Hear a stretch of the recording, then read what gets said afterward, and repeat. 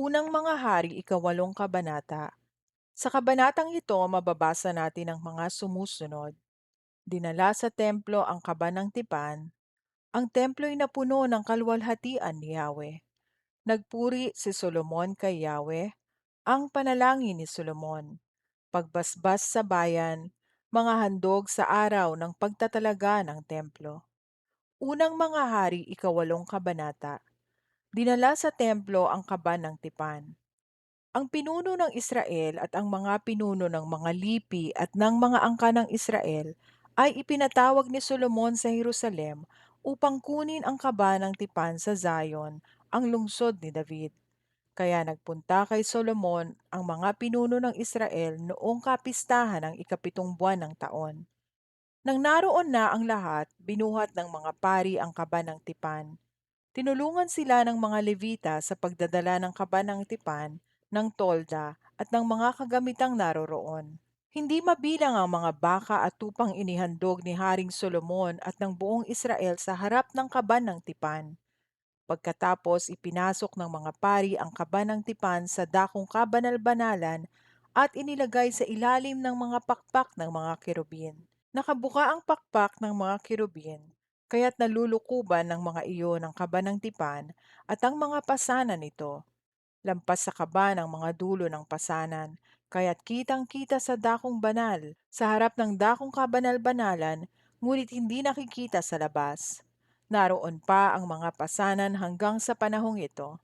Walang ibang laman ng kaban kundi ang dalawang tapyas ng batong inilagay roon ni Moises noong sila'y nasa Sinai. Ito ang mga tapyas ng batong kinasusulatan ng kasunduang ginawa ni Yahweh sa bayang Israel noong umalis sila sa lupain ng Ehipto.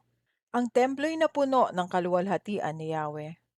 Pagkalabas ng mga pari, ang templo'y napuno ng ulap, kaya't hindi sila makapagpatuloy ng gawain sa loob. Ang templo'y napuno ng kaluwalhatian ni Yahweh. Kaya't sinabi ni Solomon, O Yahweh, kayo ang naglagay ng araw sa langit, ngunit minabuti ninyong manirahan sa makapal na ulap. Ipinagtayo ko kayo ng isang kahangahangang templo, isang bahay na titirhan ninyo habang panahon. Nagpuri si Solomon kay Yahweh. Pagkatapos humarap si Solomon sa buong bayan at sila'y binasbasan. Wika niya, Purihin si Yahweh ang Diyos ng Israel. Tinupad niya ang kanyang pangako kay David na aking ama. Sinabi niya noon, mula pa nang ilabas ko sa Ehipto ang aking bayang Israel hanggang ngayon, hindi ako pumili ng alingmang lungsod sa 12 lipi upang ipagtayo ako ng templo na kung sa ay sasambahin ang aking pangalan. Ngunit pinili ko si David upang mamuno sa aking bayan. Binalak ng aking ama na ipagtayo ng templo si Yahweh, ang Diyos ng Israel. Ngunit sinabi sa kanya ni Yahweh, Maganda ang balak mong magtayo ng templo para sa akin, subalit hindi ikaw ang magtatayo niyon. Ang iyong magiging anak ang siyang magtatayo ng templo para sa ikararangal ng aking pangalan. Natupad ngayon ang pangako ni Yahweh. Humalili ako sa aking amang si David at naupo sa trono ng Israel, gaya ng ipinangako niya. Naitayo ko na ang templo para sa ikararangal ni Yahweh, ang Diyos ng Israel. Naglaan ako roon ng lugar para sa kaban na kinalalagyan ng tipan na ibinigay ni Yahweh sa ating mga ninuno nang sila'y ilabas niya sa Ehipto. Ang panalangin ni Solomon. Pagkatapos nito, sa harapan pa rin ng buong bayan, tumayo si Solomon sa harap ng altar. Itinaas niya ang mga kamay at nalangin ng ganito, Yahweh, Diyos ng Israel, sa langit at sa lupa'y walang ibang Diyos na tulad ninyo. Tapat kayo sa inyong mga pangako, sa inyong mga alipin. Wagas ang pag-ibig na ipinadarama ninyo sa kanila habang sila'y nananatiling tapat sa inyo. Tinupad ninyo ang inyong pangako sa aking amang si David. Ang ipinangako ninyo noon ay tinupad ninyo ngayon. Kaya nga, Yahweh, ipagpatuloy ninyong tuparin ang inyong pangako kay David na sa habang panahon ay magmumula sa kanyang angkan ang maghahari sa Israel, kung sila'y mananatiling tapat sa inyo gaya ng ginawa niya. Pagtibayan ninyo, Diyos ng Israel, ang mga pangakong binitiwan ninyo sa aking amang si David na inyong alipin. Maaari bang manirahan sa lupa ang Diyos? Kung ang langit, ang kataas-taasang langit, ay di sapat na maging tahanan ninyo, ito pa kayang hamak na templo na aking itinayo. Gayunman, pakinggan ninyo ang dalangin at pagsamo ng inyong alipin, O Yahweh aking Diyos. Dinggin ninyo sa araw na ito ang panawagan ng inyong alipin. Huwag ninyong iwaglit sa inyong paningin araw-gabi ang templong ito. Yamang kayo ang may sabi na ang pangalan ninyo'y mamamalagi rito. Sa gayon, maririnig ninyo ang bawat dalangin ng inyong alipin tuwing mananalangin sa lugar na ito. Pakinggan po ninyo ang inyong lingkod at ang inyong bayang Israel tuwing kami mananalangin paharap sa lugar na ito. Pakinggan ninyo kami buhat sa inyong tahanan sa langit at patawarin ninyo kami. Kapag nagkasala sa kanyang kapwa ang isang tao at siya'y pinanumpa sa harap ng inyong altar sa templong ito, pakinggan ninyo sila buhat sa langit at kayo ang humatol sa kanila. Parusahan ninyo ang nagkasala at pagpalain ninyo ang walang kasalanan. Kapag natalo ng kanilang mga kaaway ang bayan ninyong Israel dahil sa pagtalikod nila sa inyo, sa sandaling magbalik loob sila sa inyo, kumilala sa inyong kapangyarihan, nananalangin at nananawagan sa inyo sa templong ito. Pakinggan ninyo sila at patawarin. Ibalik ninyo sila sa lupaing ibinigay ninyo sa kanilang mga ninuno.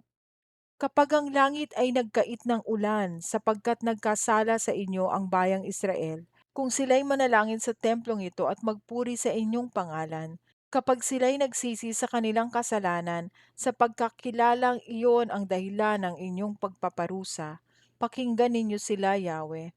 Patawarin ninyo ang inyong mga alipin, ang bayang Israel. Ituro ninyo sa kanila ang landas na dapat nilang lakaran. Ibuhos na ninyo ang ulan sa lupaing ibinigay ninyo sa inyong bayan.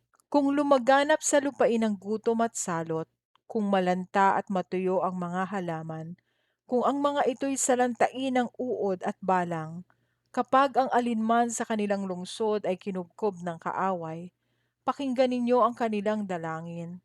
Sa sandaling sila'y magsisi at iunat ang kanilang mga kamay paharap sa lugar na ito upang tumawag at magmakaawa sa inyo. Pakinggan ninyo sila mula sa langit na inyong tahanan at sila'y patawarin. Ibigay ninyo sa kanila ang nararapat sa kanilang mga gawa, sapagkat kayo lamang ang nakakaalam kung ano ang nasa puso ng mga tao. Sa gayon, mananatili silang may takot sa inyo habang sila'y nabubuhay dito sa lupaing ibinigay ninyo sa aming mga ninuno. Kung ang isang dayuhan na mula pa sa malayong lugar na nakarinig ng kadakilaan ng inyong pangalan at mga kabutihang ginawa ninyo para sa inyong bayang Israel ay nanirahan sa bayang ito at nagsadya sa templong ito upang manalangin, pakinggan ninyo siya buhat sa langit na inyong tahanan at ipagkaloob ang kanyang hinihiling. Sa gayon makikilala ng lahat ng tao sa buong mundo ang inyong pangalan at sila'y sasamba sa inyo tulad ng Israel. Malalaman nilang dito sa templong ito na aking itinayo, ang inyong pangalan ay dapat sambahin. Kapag inutusan ninyo ang inyong bayan na makipagdigma sa kanilang mga kaaway bilang pagsunod sa inyong kalooban, kapag sila'y humarap sa lungsod na ito na inyong pinili, sa templong ito na ipinatayo ko para sa inyong karangalan, pakinggan ninyo sila at papagtagumpayin ninyo sila. Yahweh, ang lahat po ay nagkasala. Kung ang bayang ito'y magkasala sa inyo at dahil sa galit ninyo'y pinabayaan ninyo silang mabihag ng kanilang mga kaaway sa malayo o malapit man, kung sa lupaing pinagdalhan sa kanila'y makilala nila ang kanilang kamalian at tanggapin nilang sila nga'y naging masama at nagkasala sa inyo, sa sandaling sila'y magsisi at magbalik loob sa inyo, at mula dooy humarap sila sa lupaing kaloob sa kanilang mga ninuno, sa lungsod na ito na inyong pinili, sa templong ito na ipinatayo ko sa inyong pangalan. Pakinggan ninyo sila mula sa tahanan ninyo sa langit at ipaglaban po ninyo sila. Patawarin ninyo ang inyong bayan sa kanilang pagkakasala sa inyo. Loobin ninyong kahabagan sila ng mga kaaway na bumihag sa kanila. Sapagkat ito ang bayang inyong pinili at inilabas mula sa Ehipto, ang lupaing tulad sa nagliliyab na hurno. Lagi ninyong lingapin ang bayang Israel Lagi ninyong pakinggan ang kanilang panawagan.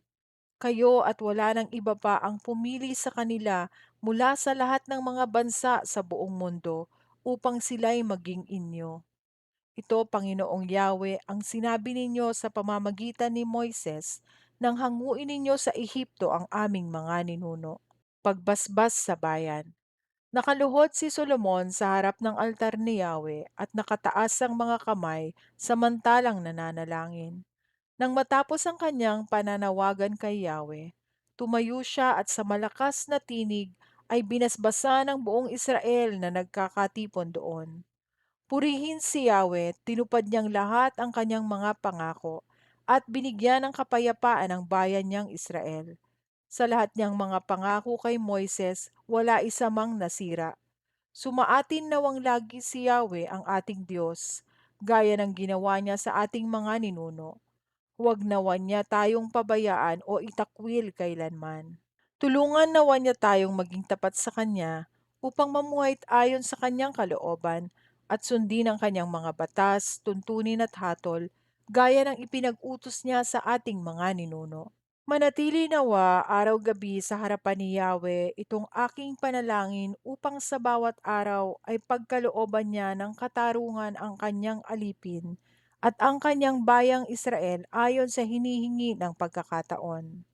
Sa gayon malalaman ng lahat ng tao sa balat ng lupa na si Yahweh ay Diyos at liban sa Kanya'y wala ng iba. Manatili nga kayong tapat kay Yahweh na ating Diyos. Sundin ninyo ang Kanyang mga utos tulad ng ginagawa ninyo ngayon. Mga handog sa araw ng pagtatalaga ng templo.